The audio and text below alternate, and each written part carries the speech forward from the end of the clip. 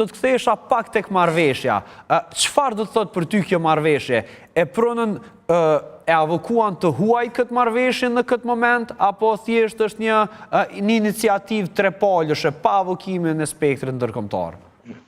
Nuk e di këtë, por besoj që është një iniciativë trepalëshe, është një iniciativë e qelluar, e vonuar, e cila iniciativë duhet thellëuar dhe zgjeruar.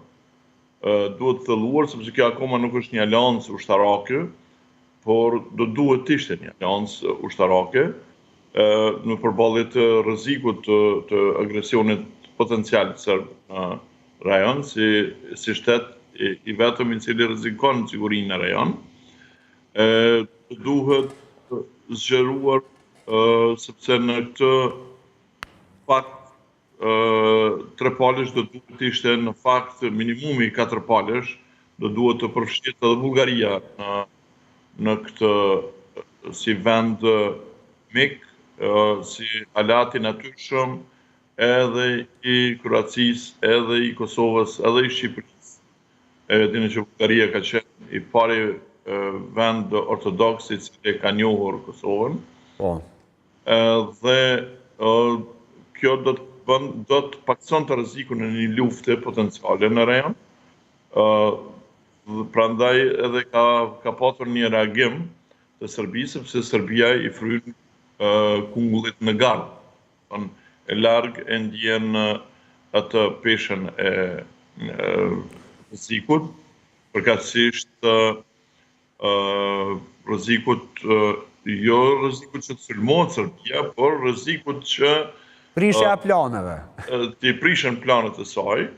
Po cilat plane a prish një marrëveshje e tillë, profesor? Na elaboro pak, ju lutem.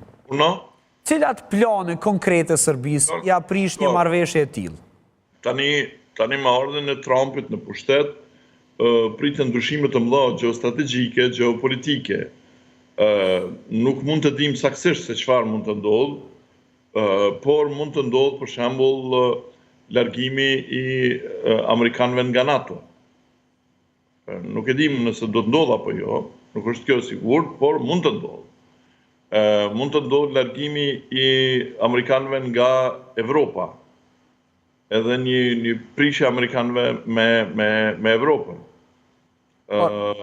Mund të ndodhë në këtë rast edhe mund ndodhë largimi i trupave amerikane nga Kosova. Kjo nuk varet nga marrëdhëniet Kosovë-Amerikë. E qartë, për sa do të ndikoj në marrëdhënie? Edhe kjo largimi amerikanëve nga Kosova dhe nga Bosnia i rrit oreksin e Serbisë për të pushtuar këto vende.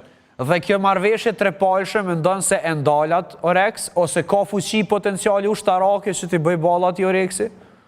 Natyrisht, po mendoj varet tash se sa është e fortë kjo aleancë, sa mund të, domethënë, sa është efektive, por është të paktën një anë psikologjike e kësaj, paktën psikologjikisht ndikon që njerëzit para se të nisin një sulm të tillë të mendohen mirë. Andaj do të ishte mirë që në këtë domethënë memorandum, në këtë marrëveshje të ishte përfshirë edhe Bullgaria si një aleat i natyrshëm i gjithë këtyre vendeve, sepse shikoni këtu dy vende që rrezikohen drejt për drejti nga një sulm eventual i Serbisë është Kosova dhe Bosnia. Kroacia rrezikohet për shkak se rrezikon interesat e saj në Bosnjë. Shqipëria rrezikohet për shkak që rrezikohen interesat e saj në Kosovë. Edhe sikur kosovarët mos ishin shqiptarë, të ishin kinezë. Prapse interesat e Shqipërisë do të rrezikoheshin për shkakun që çdo vend në kufi dëshiron ta ketë një vend më të vogël, më të parrezikshëm se sa një vend të madh e të rrezikshëm potencialisht për të.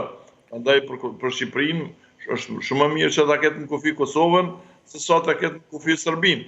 Dhe kësaj, domethënë këtë rast rrezikohen interesat e saj, por këtu e lëndume është edhe Bullgaria. Prandaj do duhet të ishte në këtë aleancë, sepse interesat e saj në Maqedoni rrezikohen nga Serbia.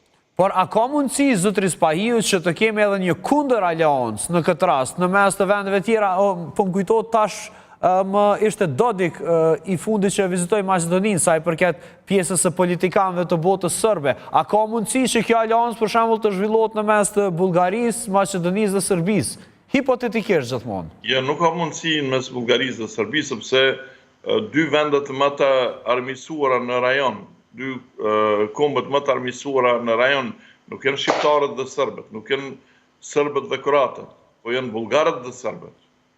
E qartë.